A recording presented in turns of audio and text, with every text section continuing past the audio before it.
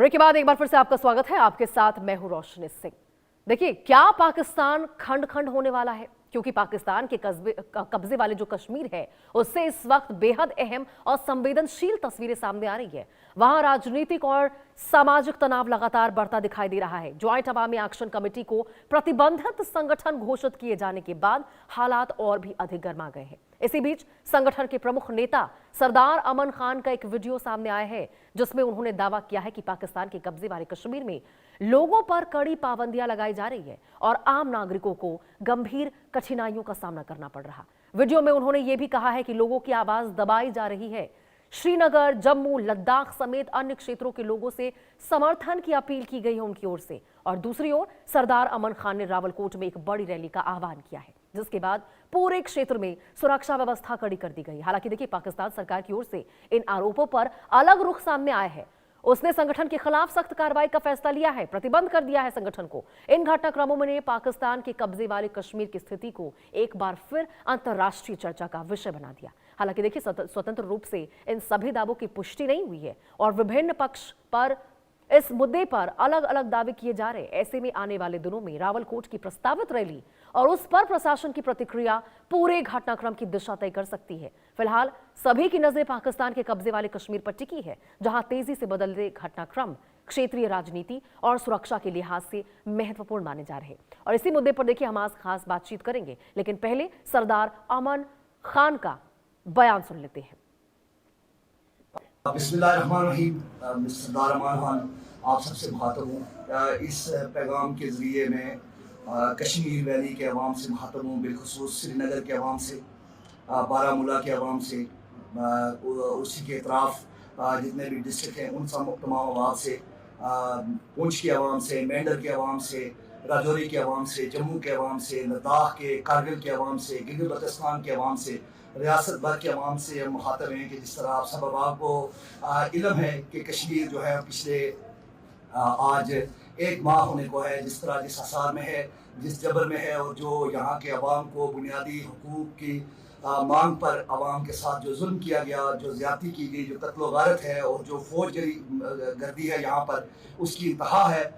इस इंतहाई मुश्किल मरहले में जहाँ हमारे राशन के रास्ते बंद हैं, जहाँ हमारी अद्वियात के रास्ते बंद हैं, जहाँ हमें सांस लेने पर भी हमारे यहाँ के हुक्मरान, यहाँ की फोर्सेस जो है वो इस तैश में हैं कि यहाँ के अवाम सांस क्यों ले रहे हैं।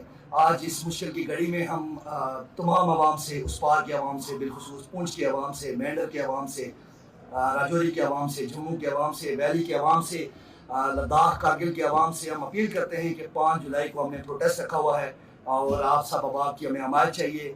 यकीनन आप वहाँ बाहर निकलिए, हमारे हक में बोलिए, इस जुल्म के खिलाफ, इस ज्यादती के खिलाफ अपनी आवाज़ बुलंद कीजिए। बहुत बहुत शुक्रिया।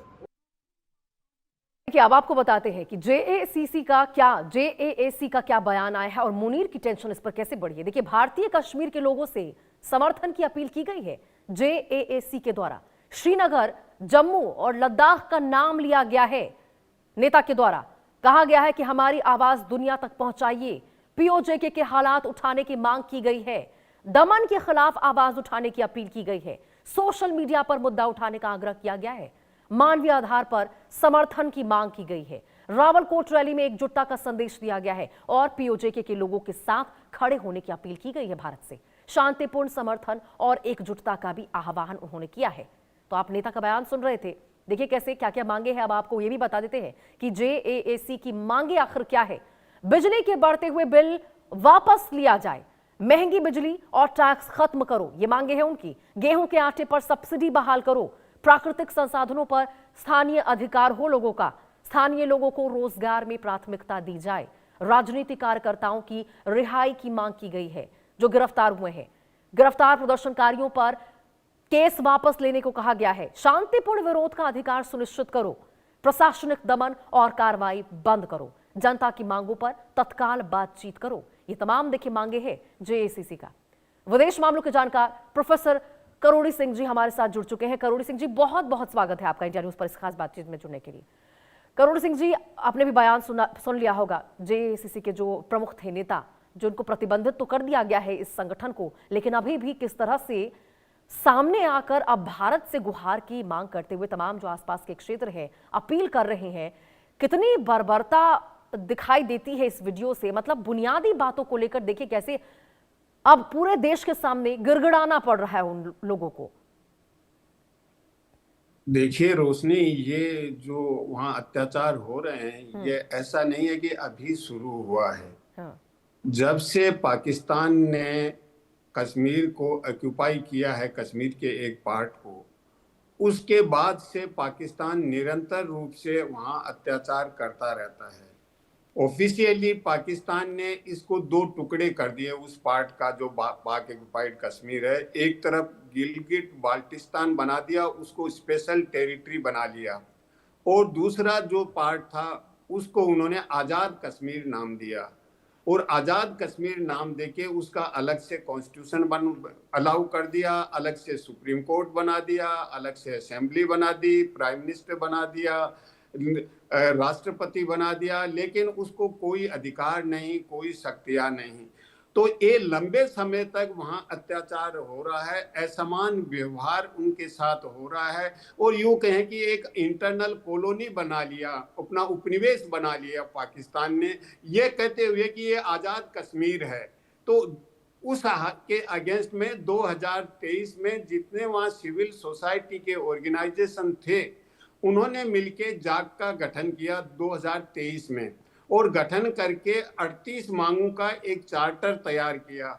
उस चार्टर पे पिछले साल अक्टूबर में पाकिस्तान की गवर्नमेंट और जो जाग है उसके बीच में समझौता हो गया। उसमें दो तरह की मांगे हम कह सकते हैं, जो 38 मांग हैं।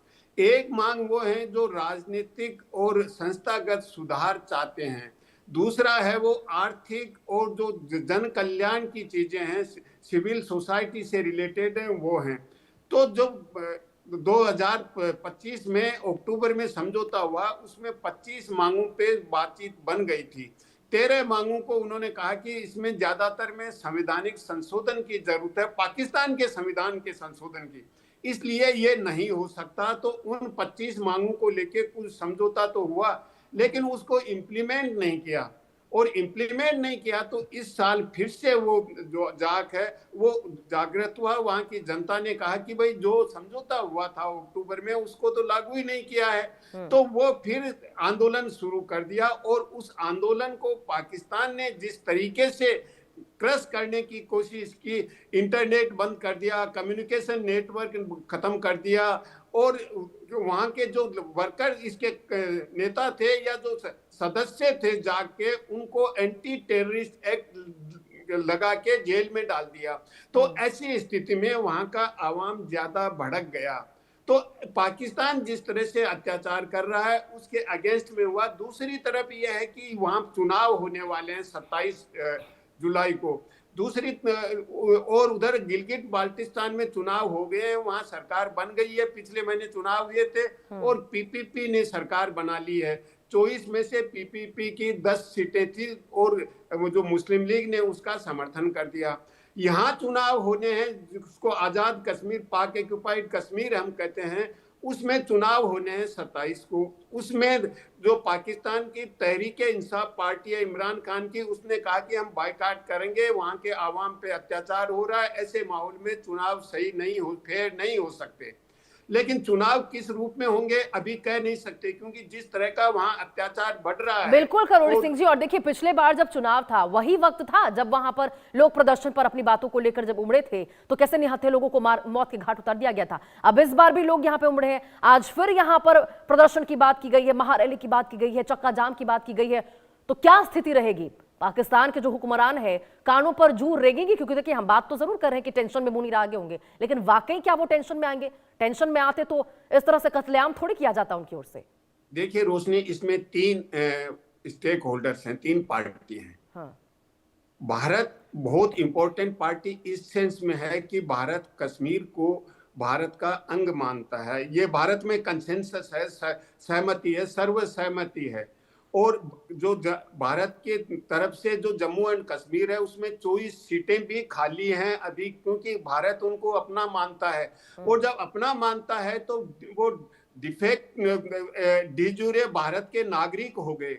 और अगर उन पे अत्याचार होता है और उनको को ब्लॉकेड करके उनका गला घोटा जाता है। प्रैक्टिकली गला घोटना हो गया, क्योंकि पूरा सप्लाई नेटवर्क बंद कर दिया, वहां लॉकडाउन की स्थिति बना रखी है। तो भारत को क्या करना चाहिए? क्या भारत ह्यूमैनिटेरियन मदद कर सकता है? मैं ये नहीं कहूंगा कि भारत अभी तत्काल कोई मिलिट्री इंटरवेंशन करे, लेकिन मानवीय सहायता भारत कर सकता है, जो कि श्रीलंका के केस में जाफना में भारत ने की थी। पहले एयर ड्रॉप किया था जब जाफना को ब्लॉकेड कर दिया था श्रीलंका की सेना ने। तो भारत क्या इस तरह की मदद कर सकता है? तो भारत सरकार अगर मदद भी नहीं करे तो भारत इतना कर सकता है कि जो एमनेस्टी इंटरनेशनल है वो निरंतर रूप से पाकिस्तान में कश्मीर को लेके ह्यूमन राइट्स वायोलेशन के लिए कह रहे हैं। वो ये भी कह रहे हैं कि वहां पे कम्युनिकेशन नेटवर्क को बंद कर देना ये मानवीय अधिकारों का उल्लंघन है, और जो एंटी टेररिस्ट एक्ट लगा रखा है वो भी मानव अधिकारों का उल्लंघन है। क्या भारत एमनेस्टी इंटरनेशनल के साथ आवाज मिला के भी नहीं कह सकता? तो भारत की तरफ से स्ट्रॉन्ग स्टेटमेंट आना चाहिए, और अगर संभव हो तो एयर ड्रॉपिंग मानवीय आधार पे कि वो बेचारे भूखे नहीं मरे, उनकी मदद हो। तो इसीलिए वो भारत की तरफ देख रहे हैं। जो स्टेटमेंट आपने सुनाया वो इसी को इंगित करता है कि वो भारत की तरफ आशा लगाए हुए हैं कि भारत हमारी मदद कर सकता है, जिस तरह से पाकिस्तान अत्याचार कर रहा है। बिल्कुल करुण सिंह जी, भारत की स्थिति तो इसमें देखने लायक होगी ही कि क्या रुख अपनाता है भारत इसमें। लेकिन देखिए बात यह भी है कि यहां पर जब से प्रदर्शन शुरू हुए हैं, बड़े अंतर्राष्ट्रीय स्तर पर भी पाकिस्तान की छवि देखी गई, धूमिल भी हुई, उसकी किरकिरी भी हुई, बेइज्जती भी हुई। तमाम देशों ने अपने अपने पर्यटक जो भी उनके टूरिस्ट हैं उनको जाने से भी रोक लगा दिया कि भाई पीओके में स्थिति ठीक नहीं है, मत जाओ। लेकिन क्या यूएन और वो ऑर्गेनाइजेशन जो शांति की बात करते हैं, चाहे अमेरिका ही लोकतंत्र की बड़ी बड़ी बातें हाँकता है, उसको क्या स्थिति के बारे में कुछ नहीं पता है? वो क्या तस्वीर नजर नहीं आ रही अंतर्राष्ट्रीय स्तर पर? कोई कुछ नहीं बोल रहा है, सब चुप्पी साधे हुए हैं, जैसे अमेरिका ईरान युद्ध में देखने को मिला। देखिए रोशनी, आपने इसमें दो सवाल किए, एक तो पाकिस्तान की छवि को लेके और दूसरा अंतर्राष्ट्रीय संगठनों को लेके। तो पाकिस्तान की छवि को लेके इसकी पाकिस्तान को कभी चिंता नहीं है। अगर चिंता होती पाकिस्तान को तो बांग्लादेश इमर्ज ही नहीं होता। उन्होंने ईस्ट पाकिस्तान का इस लेवल तक शोषण किया कि ईस्ट पाकिस्तान में वहां पे स्वतंत्रता लिबरेशन मूवमेंट चलाना पड़ा। वहां में ईस्ट पाकिस्तान में वहां की सरकार बन रही थी, चुनाव हो गए थे, चुनाव में एब्सोल्यूट मेजोरिटी नहीं 2/3 से भी ज्यादा मेजोरिटी आ गई थी, फिर भी वहां शासन बहाल नहीं होने दिया। तो इसीलिए बांग्लादेश इमर्ज हुआ। इसी तरह से बलूचिस्तान में वो अत्याचार करें, बलूचिस्तान के जो रिसोर्सेज हैं वो बलूच लोगों को के काम में नहीं आ रहे हैं, उनके लिए भले के लिए काम में नहीं लिए जा रहे हैं। तो पाकिस्तान को कोई छवि की चिंता नहीं है। पाकिस्तान ऐसे अत्याचार करता रहा है क्योंकि वहाँ सेना का बोलबाला है। पाकिस्तान में जमहूरियत उतनी मजबूत नहीं रही है। पाकिस्तान के जन्म से आधे समय जन्म के बाद वहां सेना का शासन रहा है, और सेना सामान्यतः सेना की एक तरीका होता है कि किस तरह से डील करते हैं। तो जमहूरियत को बहाल पाकिस्तान में सही तरीके से नहीं किया, तो छवि की पाकिस्तान को चिंता नहीं है। दूसरा आपका सवाल था अंतर्राष्ट्रीय संगठनों। देखिए मैंने कहा एमनेस्टी इंटरनेशनल ऑलरेडी पाकिस्तान की आलोचना कर रहा है। संयुक्त राष्ट्र संघ में ह्यूमन राइट्स काउंसिल है, क्या वो इसका कॉग्निजेंस लेगी? नेक्स्ट मीटिंग होगी उसमें क्या कई दूसरे देश हैं वो मिलके इसके अगेंस्ट में कुछ करेंगे? दुनिया के देश हैं, केवल भारत ही नहीं, दुनिया के और देश हैं जो मानव अधिकारों की बात करते हैं, मानवता की बात करते हैं। उनको भी संयुक्त राष्ट्र संघ में या दूसरी जगह ये सवाल उठाना चाहिए। और अगर सिक्योरिटी को क्यों भारत सिक्योरिटी काउंसिल में इसलिए नहीं उठाएगा कि भारत का ये मानना है कि पाकिस्तान और भारत के रिश्ते हैं वो द्विपक्षीय तरीके से सुलझाए जाए। तो भारत नहीं चाहेगा कि इसको इंटरनेशनलाइज किया जाए। लेकिन दूसरे जो देश हैं या दूसरे जो अंतर्राष्ट्रीय संगठन है, संयुक्त राष्ट्र संघ की एजेंसी हैं, वो मानवीय सहायता के लिए आगे बढ़ सकते हैं, मानवीय सहायता तो प्रोवाइड कर सकते हैं संयुक्त राष्ट्र संघ के थ्रू।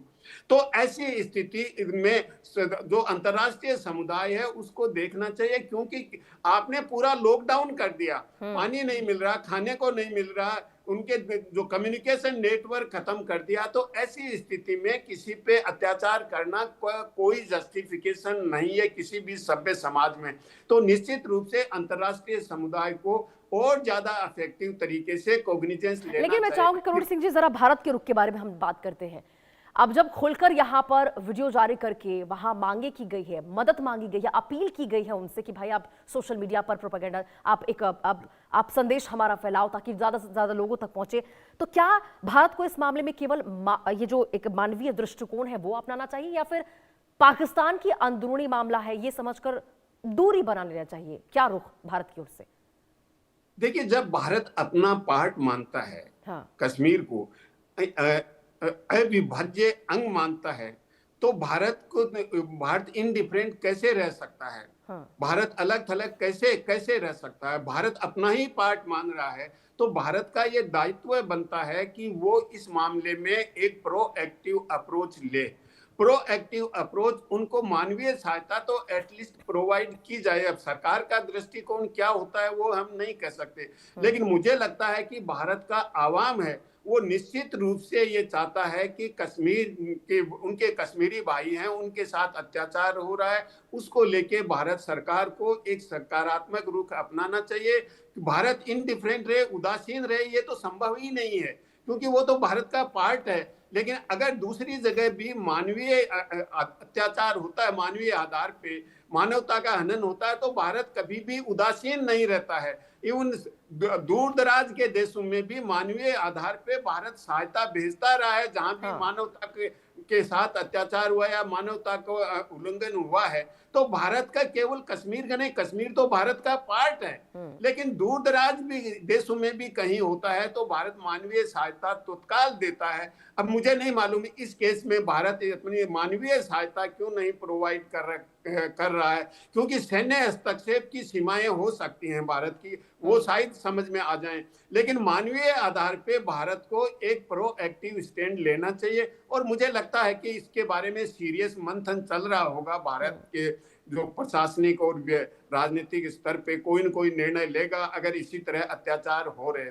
तो ऐसे माहौल में वहां चुनाव भी होना मुश्किल लग रहा है। 27 जुलाई को चुनाव होने और उस चुनाव पे भी मुझे प्रश्न चिन्ह लग रहा है। तो पाकिस्तान जिस तरह का एटीट्यूड अपना रहा है वो एक किसी भी सभ्य समाज के लिए एक्सेप्टेबल नहीं। एक तरफ तो वो कहता है कि ये स्वतंत्र देश की तरह से है, भाई स्वतंत्र देश है तो आप कौन होते हैं हस्तक्षेप करने वाले? इनका सब कुछ संविधान अलग है, सब कुछ अलग है। तो इनका जो डिमांड है वो ये कहते हैं कि एक यकसान सिस्टम नाम देते हैं वो, कि बराबरी का बर्ताव होना चाहिए। एटलीस्ट स्वतंत्रता है या नहीं ये तो अलग है, वो तो कहते हैं बराबरी का बर्ताव होना चाहिए, एक जैसा टैक्स सिस्टम होना चाहिए, एक जैसा व्यवहार होना चाहिए, एलिटिस्ट सिस्टम नहीं होना चाहिए। जो ब्यूरोक्रेटिक पॉलिटिकल एलिट हैं उनको अलग सुविधाएं दें, कॉमन मैन। बिल्कुल करोड़ी सिंह जी, और देखिए कहीं ना कहीं यदि भारत की ओर से मानवीय सहायता ही हो या फिर कोई भी रुख अपनाए भारत इसके ऊपर यदि कोई स्टेप लेता है, तो पाकिस्तान की रात की नींदों तो मुनीर की, शहबाज शरीफ की रातों की नींद तो उड़ जाएगी, क्योंकि भारत का रुख इसमें अब क्योंकि साफ तौर पर आगे चल के यहां मदद मांगी गई है तो परेशानी तो बढ़ेगी अब मुनीर की। लेकिन मैं चाहूंगी जरा आप इसके ऊपर बताएं कि ये आप देखिए जो तस्वीरें निकलकर सामने आ रही है, ये आर्थिक संकट जो है जिससे जूझ रहे हैं वहां पीओके के लोग, इससे ज्यादा बढ़कर कहीं ना कहीं एक राजनीतिक असंतोष भी देखने को मिल रहा है लोगों में। ये परेशान हो चुके हैं, सरकार से ही परेशान हो चुके हैं पूरी तरह से, नेता मानने को तैयार ही नहीं यहां से मुनीर को। देखिए रोशनी, वहां जो डिमांड है उनका चार्टर, जो 38 डिमांड है, उसमें जिस 13 डिमांड पे मुजफ्फराबाद अकॉर्ड में डील नहीं किया था, समझौता नहीं हुआ था, वो पॉलिटिकल और इंस्टीट्यूशनल रिफॉर्म के लिए हैं। वो पाकिस्तान की सरकार बिल्कुल नहीं चाहती है। उसके लिए ठीक है संविधान में संशोधन होना जरूरी है, लेकिन संविधान में संशोधन कर सकते हैं, और उसकी भी जरूरत इसलिए नहीं है कि वो इनका संविधान अलग है। तो पाकिस्तान फिर नियंत्रण स्थापित क्यों करना चाहता है अगर अलग देश मान रहा है? बिल्कुल सर, तो देखिए कुल मिलाकर यही है कि आज निगाहें टिकी होगी, क्योंकि आज भी यहाँ पे महाजाम और प्रदर्शन को लेकर आह्वान किया गया है। नजरें टिकी होंगी कि आज प्रदर्शन होता है तो पाकिस्तान की ओर से क्या कुछ कार्रवाई है या फिर क्या देखने को मिलता है। ठीक है, बहुत बहुत शुक्रिया करोड़ी सिंह जी बातचीत में जुड़ने के लिए, बहुत शुक्रिया आपका। आगे बढ़ते खबरों में आपको बता दें, अमेरिका में आजादी